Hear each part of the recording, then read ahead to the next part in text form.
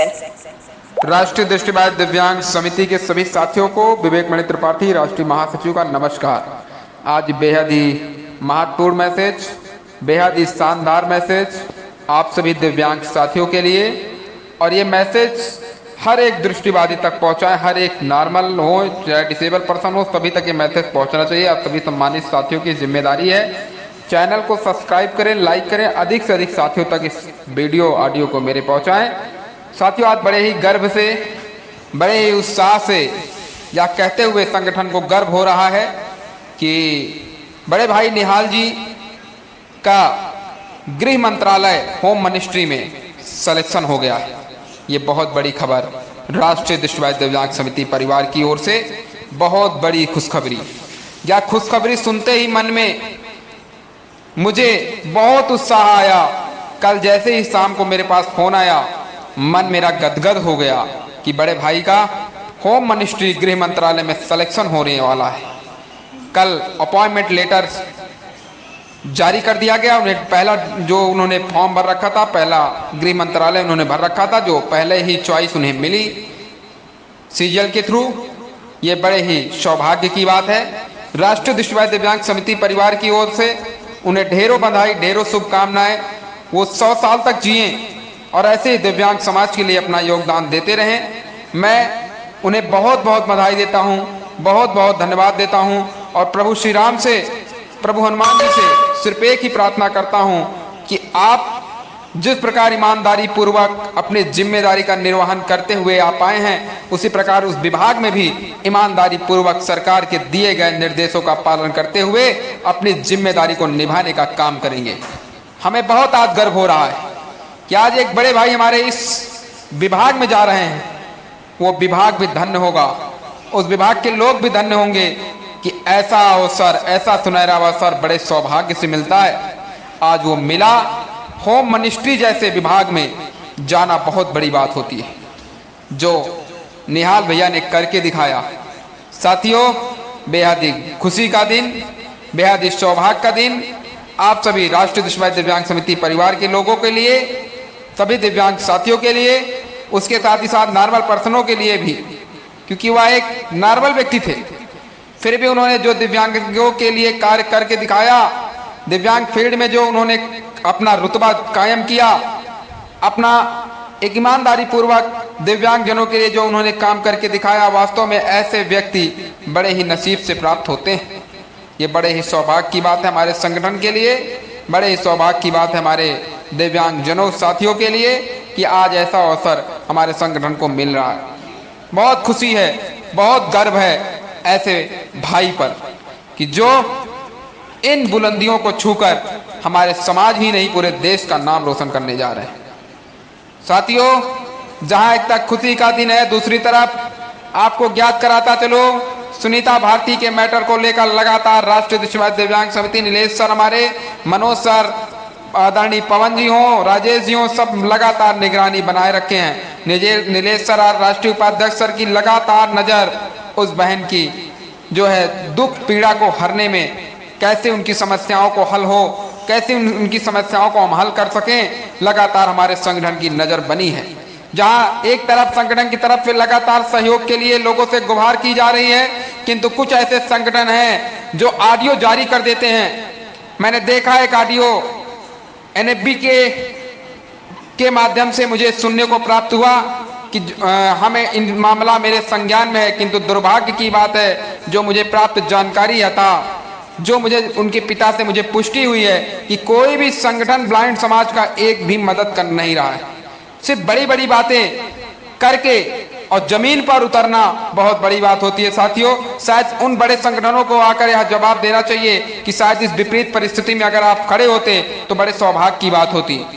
जो एनएफबी के कुछ लोग ऑडियो जारी किए थे, मुझे जो सूचना मिली, प्राप्त जानकारी के अनुसार, उनसे भी मेरा जो है संगठन की तरफ से अनुरोध है कि इस दुख की बेला में आप आश्वासन देने से बजाय उसकी मदद करें तो बेहतर होगा।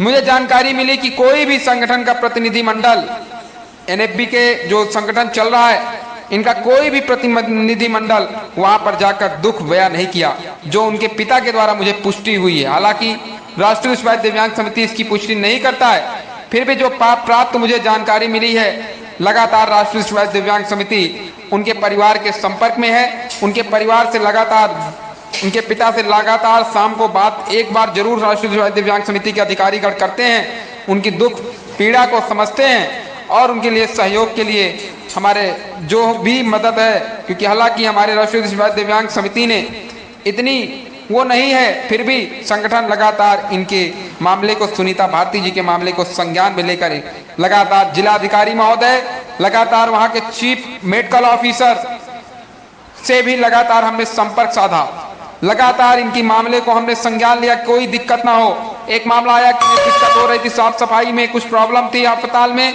उस मामले को लेकर तत्काल मैंने जिलाधिकारी महोदय से बात कर उस समस्याओं को तुरंत सॉल्व करवाने का काम राष्ट्रीय शिवाजी दिव्यांग समिति ने किया। किंतु दुर्भाग्य की बात है, जो करोड़ों में खेल रहे हैं किंतु उनकी संवेदना पता नहीं कहाँ है, सिर्फ ऑडियो जारी करके मेरे बात संज्ञान में है, इससे काम नहीं बनेगा। आप इस दुख की भेला में आपकी प्रथम जिम्मेदारी बनती है कि आप ऐसे इन स्थितियों पर भी आप अपना प्रतिनिधिमंडल भेजकर कुछ आर्थिक भी सहयोग उस लड़की का किए होते तो शायद हमारे दिव्यांग समाज को भी खुशी मिलती। किंतु दुर्भाग्य की बात है कि कोई सहयोग नहीं किया जा रहा है। हालांकि इसकी पुष्टि राम सागर जी ने स्वयं किया है कि आपके संगठन के अलावा किसी संगठन ने कोई हमारा सहयोग नहीं किया। बेहद ही दुखद है। ऐसी स्थिति में उन संगठनों को भी आना चाहिए। मैं निवेदन करता हूं कि राजनीति करने का समय नहीं है। यहाँ पर एक दुख लड़की की स्थिति बहुत गड़बड़ है, उसके लिए मदद करने के लिए सभी सामने आए, या जगें, या आप सबकी जिम्मेदारी बनती है, या बड़े बड़े संगठनों की जिम्मेदारी है बनती है। हालांकि आप अब यही कहेंगे, फिर मैसेज आप जारी करके सिर्फ यही करें, कुछ संगठन, छोटे मोटे संगठन आज मेरे ऊपर टिप्पणी कर रहे हैं। हालांकि आप कहते रहें, किंतु जो सच्चाई है वो मैं कहता रहूंगा। आप एक राष्ट्रीय लेवल के और आपकी संगठन की जो पहचान है, बहुत पुरानी संगठन है, आप 60 साल 50 साल से आप इसकी सेवा में, दिव्यांग समाज की सेवा में योगदान दे रहे हैं, तो आपको आकर इस मैसेज का जवाब देना चाहिए कि शायद अपना प्रतिनिधिमंडल या आप उस लड़की के योगदान हेतु धनराशि कुछ उसका सहयोग कर देते तो शायद मुझे और मेरे संगठन या अन्य संगठनों को भी, अन्य दिव्यांग जनों को भी खुशी मिलती।